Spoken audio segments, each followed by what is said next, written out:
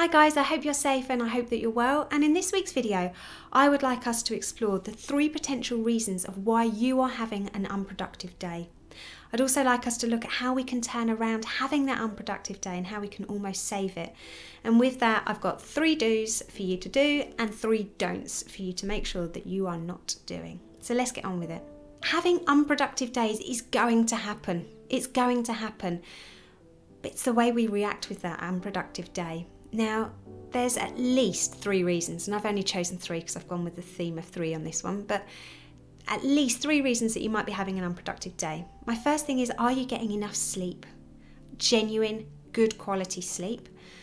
My second one is it because you're feeling so overwhelmed and so stressed that there's almost that procrastination going on because you know what needs to be done, you just don't know where to start?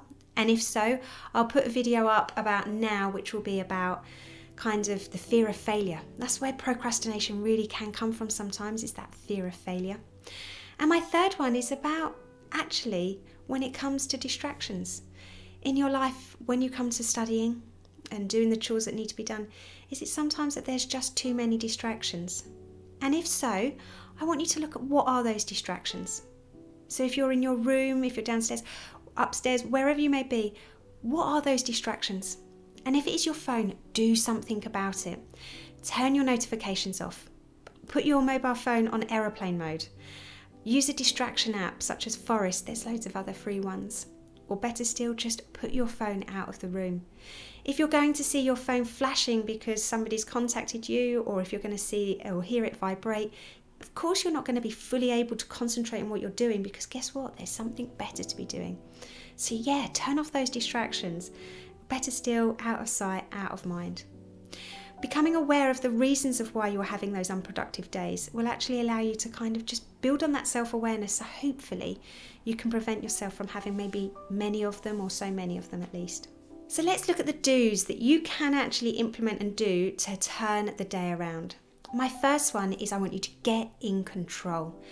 With that, if you woke up with the best intentions of having a productive day and it's obviously going down the drain, what I'd want you to do is I would want you to maybe scrap what you had kind of in mind. Maybe scrap if you had a to-do list and kind of your plan or your itinerary for the day, and just start again.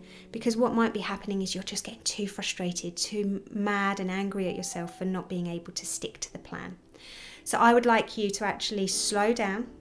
Maybe do a new to-do list. Maybe do a brain dump. So everything in your mind, and get them just onto that paper where you can actually focus on what needs to be done or what you're feeling.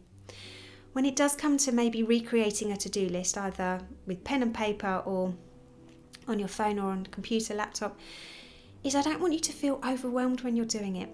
I want you to be really proud of yourself that actually what you're doing is you're acknowledging being really brave by actually realising what needs to be done. And if that list is really long, be proud of yourself that instead of you storing it in your mind and it going around and around and around, that actually you've just grabbed the opportunity to actually recognise what needs to be done. So don't feel overwhelmed, feel proud of yourself that actually you've taken control and that you're turning your day around.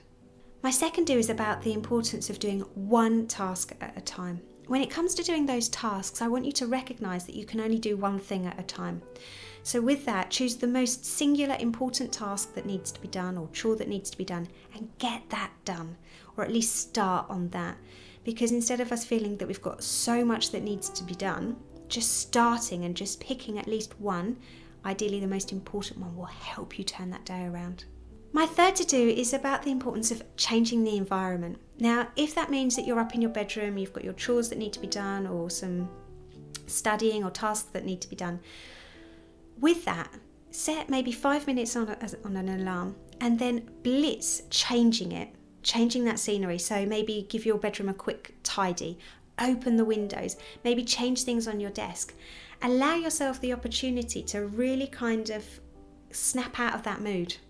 And if that means maybe that you need to change your study environment, then do that. If that means that maybe go and study in a different part of the house to do your work, or if that means to go to the library, then do it. Sometimes when we're sat and we're stuck, then we're just going to ruminate, get annoyed with ourselves. So sometimes it's just about the change of scenery that can really, really help you and allow you to detach yourself from that previous bad mood. So now, when it comes to those don'ts, my first one is don't get overwhelmed. When it comes to that feeling of feeling overwhelmed and stressed, sometimes what can happen is we can have this academic guilt. Academic guilt is just insane, and with that you're already going through so much. So just allow yourself to recognize that it's okay to have those bad days. Okay, it's okay to have an unproductive day, but it's almost for you to allow yourself not to get too overwhelmed with it. And if that means that you need to implement some self-care that day, that evening, that week, then make sure that you do it. When it comes to studying or having those chores that need to be done, or just too much that needs to be done, make sure that you put treats in there for yourself. And you know, I'm not talking about going to the cinema. I'm talking maybe about meeting up with some friends, making yourself a hot chocolate, buying yourself a chocolate bar, spending time with some family, watching a movie. Just those little things that you can look forward to that will allow you that ability to just find calm when you need it.